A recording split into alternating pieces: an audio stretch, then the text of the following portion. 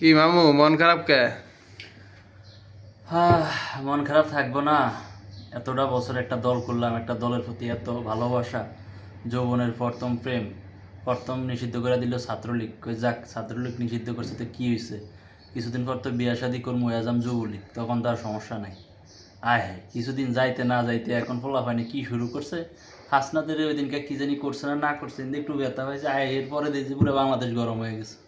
কথা নাই বার্তা নাই, কোন নেত্রীন কি হইলো না হইলো, ইন্দা পাকিস্তান ইন্ডিয়া যুদ্ধ চলতেছে, এরা পুরো বাংলাদেশ গরম করে বয়ে রয়েছে।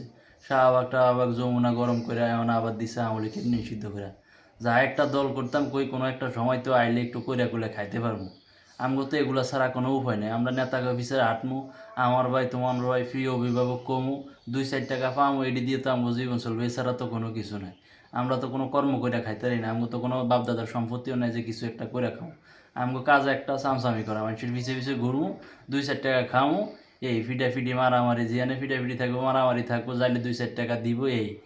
ভাই কি হইলো না হইলো কিছুই বুঝি না। এখন আমগো তো গায়ে ট্যাগ লাগাই না যে আমরা আওয়ামী লীগ করছি, এখন যে অন্য একটা দলও করবো, এটারও কোনো উপায় নেই। কি হইতেছে দেশের ভিতর কিছুই বুঝতেছি না।